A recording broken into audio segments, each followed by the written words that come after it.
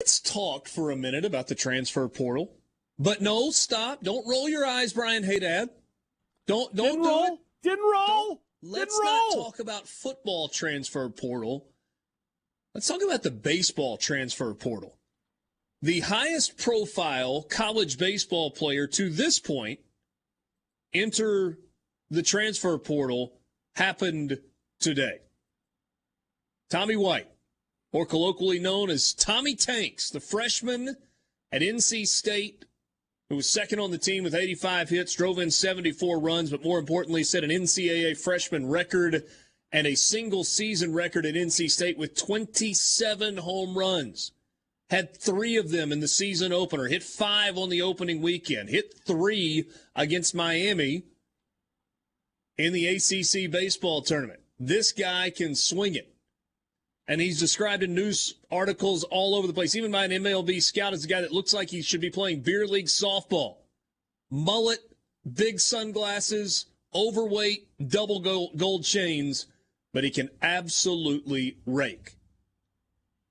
There is a pretty good player from Tulane, Ethan Groff, who has entered the transfer portal.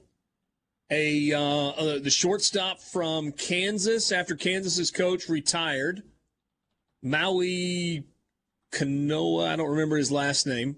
Maui can hit the baseball a lot. Almost hit 400 in the Big 12. Yeah, really, really good player.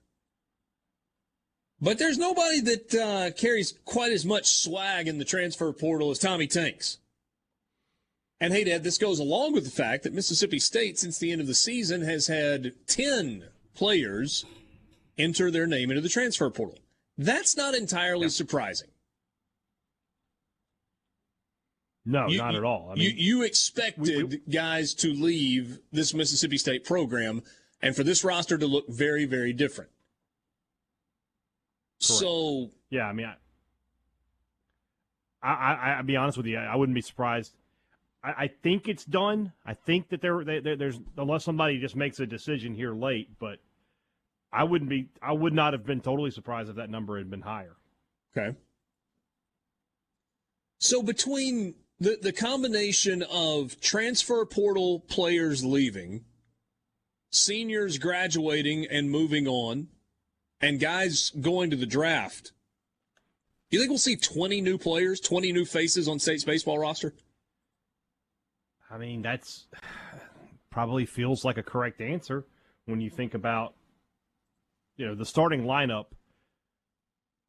Obviously, Hunter Hines you can write his name in a Sharpie. He's going nowhere, right? That guy's locked in.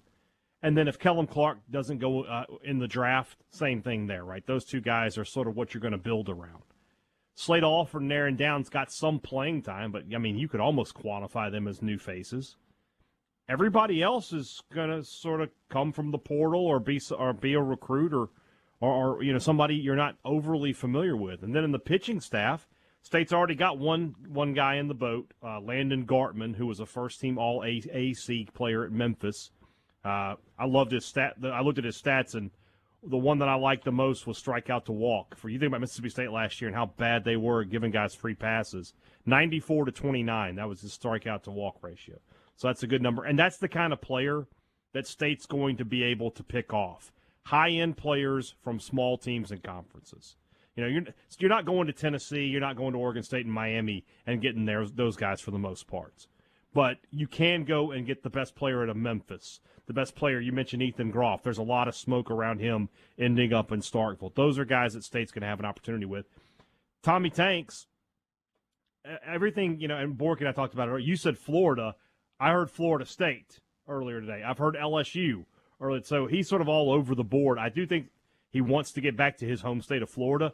But I would be really surprised if Chris Lemonis doesn't at least make a phone call, kick the tires a little bit there, and say, hey, you and Hunter Hines could be the most devastating duo in college baseball. Come on.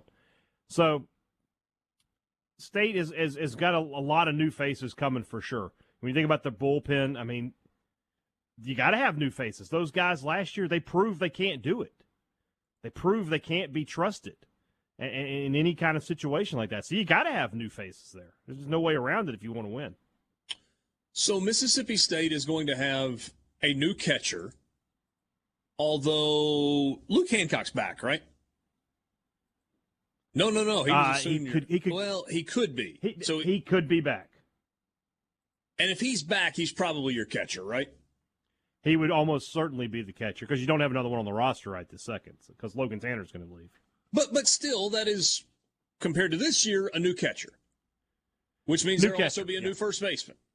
I mean, a new second baseman. Well, that would be Hunter Hines, yeah. Second baseman, yes. They got to find one. Shortstop, Cameron James will be back. No, Forsythe. Forsythe. So Forsythe there. Yeah. Cam James at I think third? Cam James is gone at third. I think he's gone. I think he'll go in the draft. Okay. New left fielder. Yep. Center field? That's where if he comes in, Groff would probably go, but he's not in the boat yet, so they got to find a guy there, yeah. And then obviously Kellen Clark back in right field. Right. Going to look a lot different for Mississippi State. It has to. I had somebody ask me yesterday if it's bad that they have this many guys in the portal. I said, if Mississippi State is losing a player that couldn't get innings, for example, couldn't pitch on this team with its bullpen issues and its injury woes, that's not a bad thing that he's gone. With all due respect to the young player, if he couldn't pitch on this team, you can't use him. Yeah. They were 9-21 in the conference. They have to look different. You can't stand pat and just sort of hope guys develop with that. Yeah. Familiar names that have gone into the transfer portal. Braylon Skinner is certainly one. Are there other names that really stand out? Not really. Jack Walker was a guy I think State fans had a lot of hope for. He was the National Pitcher of the Year coming out of high school, but it just didn't work out for him. Andrew Walling is another guy that, you remember we talked about him a lot last year coming in from junior college, but he was at Oregon State. Just didn't work out there. Beyond that, I mean, there's not a guy where I'm just like, oh, wow, I'm surprised that he's leaving. Yeah. And you got 4 or 5 true freshmen who didn't play at all this year who just go ahead and